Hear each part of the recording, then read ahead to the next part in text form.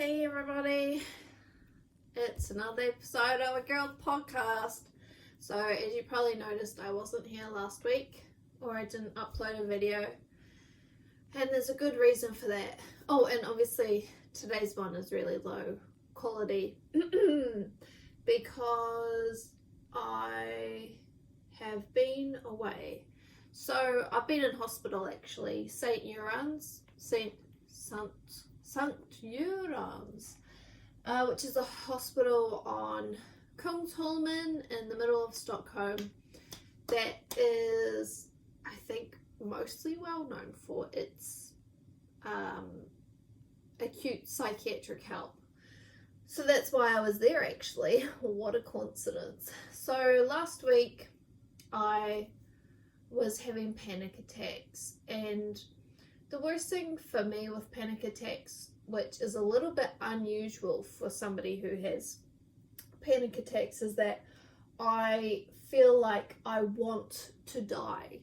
So usually when you have panic attacks, doctors expect that you will feel like you are going to die, but that's not what it's like for me.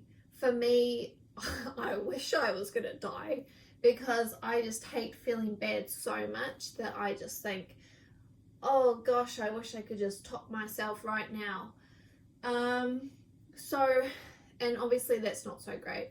So usually what happens when people have panic attacks is their heart starts racing, they start hyperventilating, and they probably think that they're going to have a heart attack or something. So then they might call an ambulance or call a friend and be really worried that they're going to die. So then they might go to a hospital to be saved. But for me, it's the opposite. Well, not really the opposite. I have to go to the hospital, maybe, depending on how bad it is, because I really want to kill myself. And obviously that's not very ideal. So I was home on Monday because when I woke up, and I was cat sitting, so I wasn't at home. I woke up at the cat sitting place, and I was having a dream, and when I woke up I was really like agitated. I was sweating a lot, and then I felt really sick. But I thought I'll go to work and hopefully it'll go over. So I went to work and I got changed and everything, but it didn't go over. So I thought, man, I think I should go home and just like sleep all day, because I have been having trouble getting to sleep because of all my anxiety. So then I went home and I was just at home being anxious and sleeping and anxious, and then on Tuesday night then I was just feeling really, really awful. And the thing was is that I wasn't even suicidal then, but then I kept thinking about, like, well, you know, if I don't get my permanent residency, and if I feel really bad for, you know, months on end, then surely I'm going to want to die. And then my brain was like, no, not really. You don't really want to. But then it was kind of like I talked myself into it. And then, of course, then I started having panic attacks. And then I just, you know, I always want to die then. So it was like building up on itself. So I messaged a few different people telling them about how bad I felt. But, you know, it was like 4 o'clock in the morning. And I had a phone call with my mum.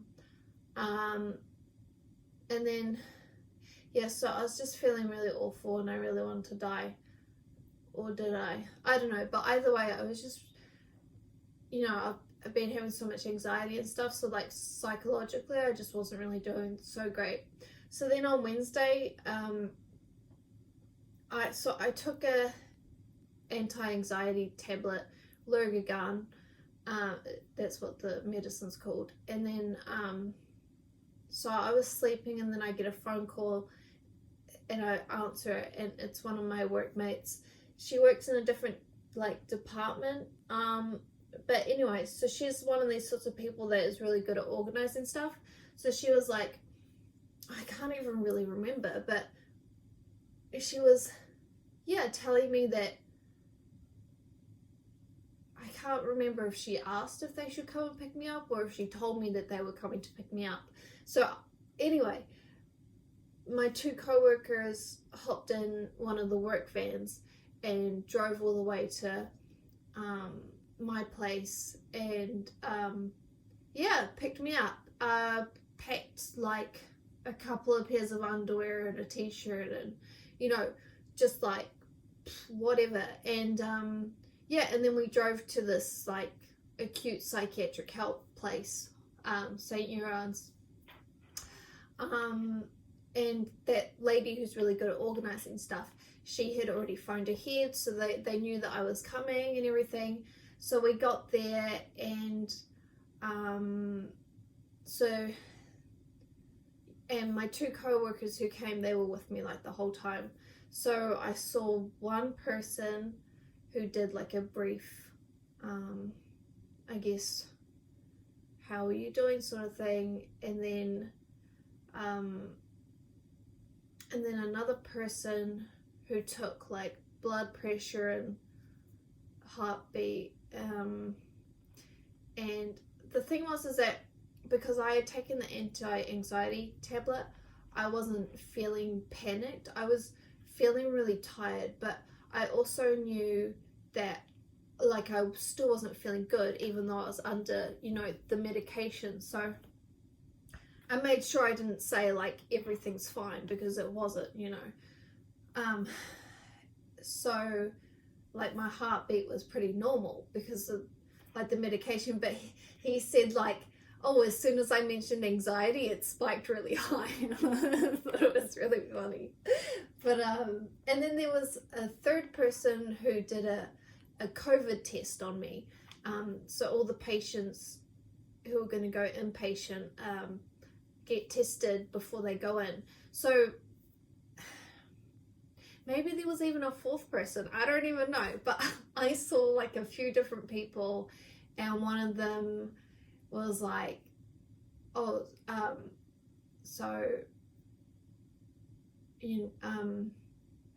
would you feel about going inpatient? We can't force you, but we would recommend it.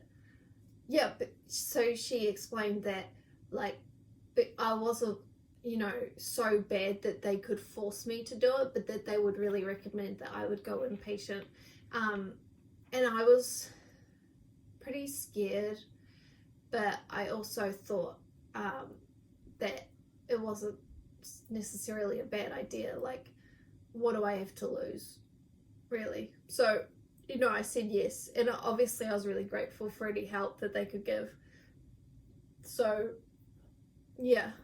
And then I had to wait with my co-workers for a little while, not too long. It was like maybe half an hour, 45 minutes, until some nurses from the psychiatric ward came in to escort me to that place. So then I said goodbye to my friends, my co-workers, and it was really bad weather. It's so different to now. Now the weather's really nice. And we went underground through the hospital to get up to the psych ward, which was, wow, it was crazy. Like the corridors are just like, ooh, swirling off, and oh man, there was so much activity happening. It was actually, I mean, if I wasn't feeling so bad, I would have been like, I would love to explore that. Anyway, so we get up to the ward and everything's under lock and key, so you can't just leave whenever you want or anything. So I get in, and then they do like a little survey on how bad you're feeling, and then later on, a little bit later, then I saw a doctor who asked about, what problems I was having, and then like how much sleep I'd been getting and everything. And so I hadn't been sleeping very well. I mean, it's hard to really say because I would sleep, you know, when I take the anti-anxiety tablets, but like I couldn't even really keep track of, I mean, I've just been feeling so awful, so, but I mean, it's been impossible to get to sleep when I want to get to sleep, basically. So,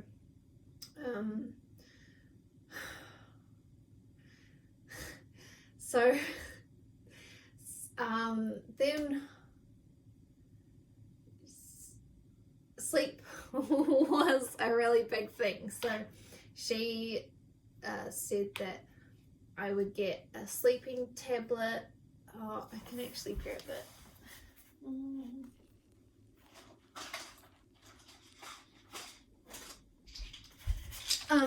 I would get a sleeping tablet that puts you to sleep.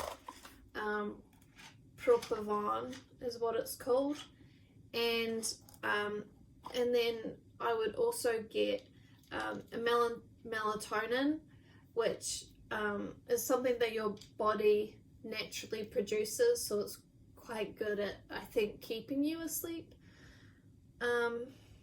So I would get both of those while I was on the ward, and then Lurgagal would also be available if I was, you know, in acute sort of anxiety situation. So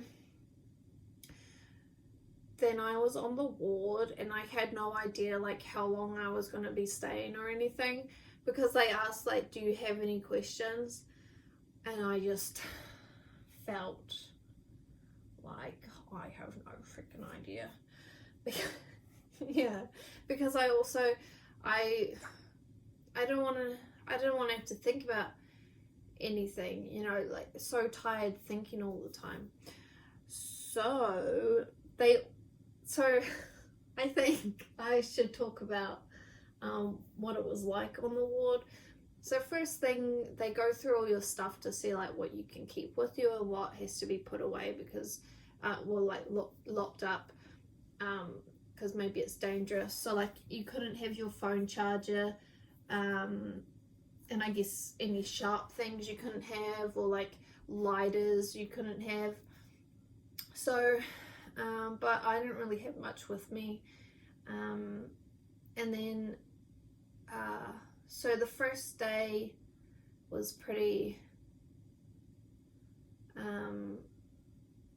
kind of scary, but also the other thing was that they made it so they talked about how the place is locked up, and they're like, you know, you might not need it, but some of the other patients might, you know, need to be in like a secure place. So it kind of and then they said like, so you might be allowed out, but it's recommended that on the first day you just stay in and, you know, get comfortable kind of thing. So it kind of sounded like I'd have like pretty free reign, or like, I didn't know, but it didn't really. I was really surprised when the next day I met like the higher up doctor, and so then he prescribed me with sertraline, and then he said that I would only be allowed to go out with the supervision of a nurse. So then I was over the weekend. So I was like, what? So like, first of all, I'm staying here over the weekend and I can't go out by myself. What?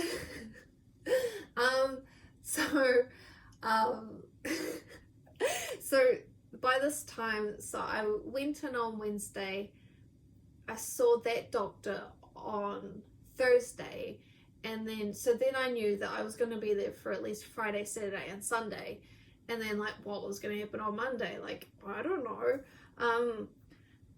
So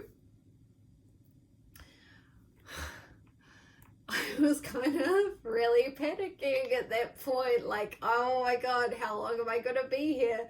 Because nobody had even mentioned about like the process of getting out. Like, when do they let you go? When you feel like super really happy, or like, do you just have to feel like a little bit better before you get out? Or, you know, what are the conditions for getting out? And for some reason I kind of felt paralyzed to ask, so I didn't ask at all. So then I called like a friend, because the other thing was that I had no clothes on me, so I was not ready to stay there for a while.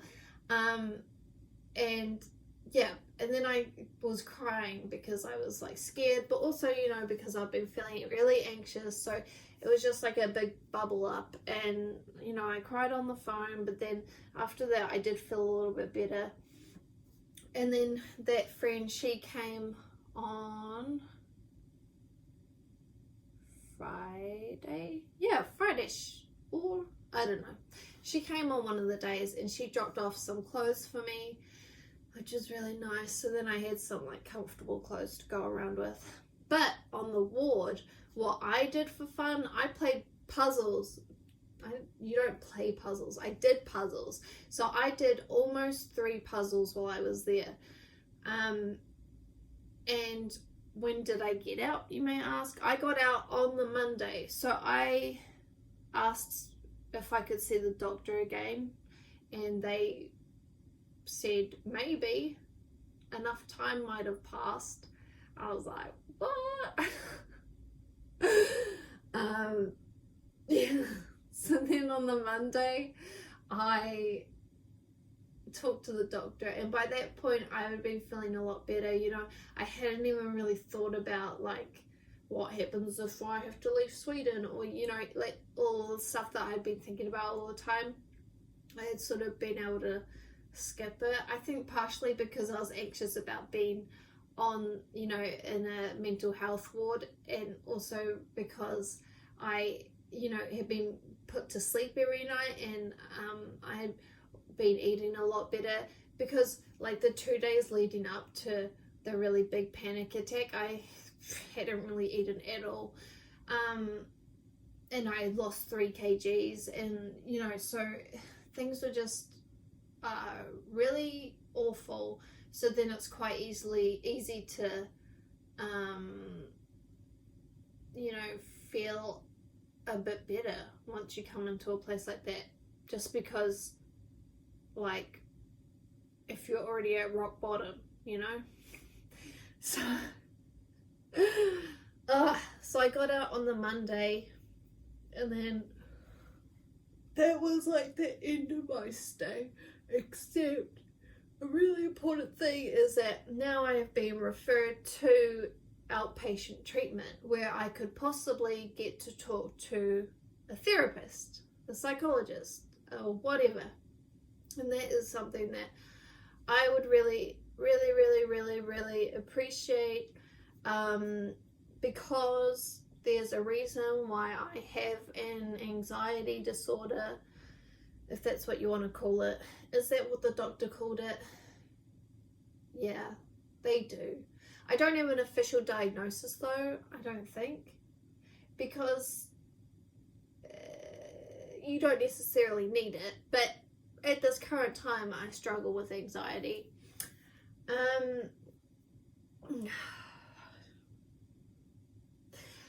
My best friend in Stockholm, he wanted to come and visit me, obviously, because that's what friends do, but I was on the only going out with the nurses deal.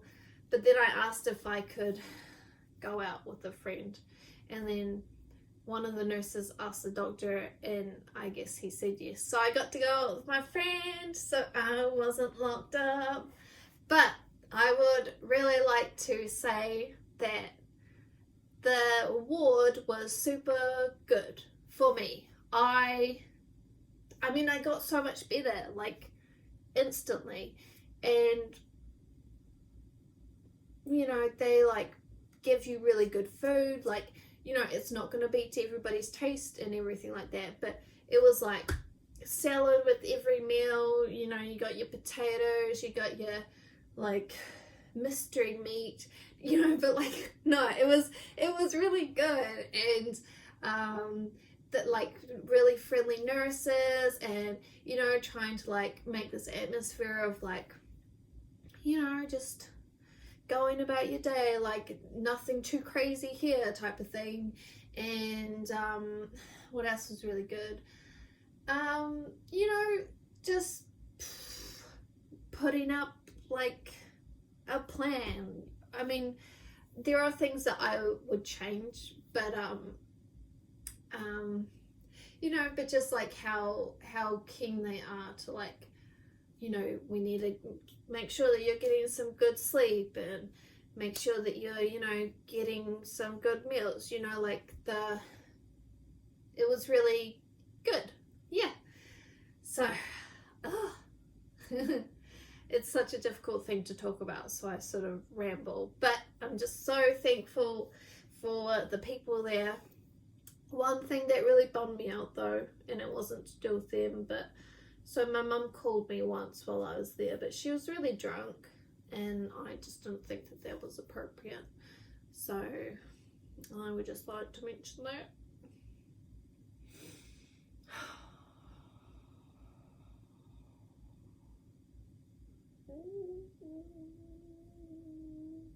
Oh, another positive thing was that every day at 1 o'clock we would go out on a group walk. So not everybody had to, it was just like this thing that you could opt into. And that was really nice and appreciated, because honestly the weather that weekend was amazing. So it was super sucky to be locked up all day. But yeah, so we got to go out on a little walk, get some fresh air, and then obviously I was really fortunate that my best friend could come and take me out. He ended up taking me out for 2 hours but the thing is that you had to come back every hour to check in, and I'm pretty sure on the ward the nurses would go around every hour and just like make sure that everybody was, you know, there and like not getting up to any sort of, you know, bad things. So but then so we just went back and was like, hey, and then we could go out again. So that was really cool. Is there anything else that I'm forgetting to mention? I did think it was pretty cool how they like walked around with the little trolley to give out like the sleeping medication, and they're like, here's your medication, and they'll give you a thing of water, and then they like make sure that you actually take it, so they're like staring at you and you're like, oh.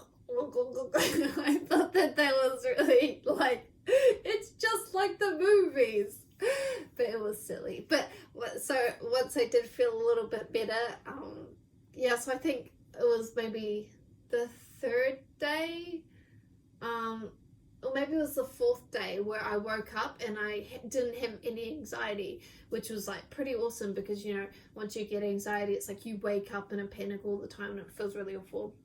Well, on the 4th day, that was completely gone, so I was in a pretty good mood.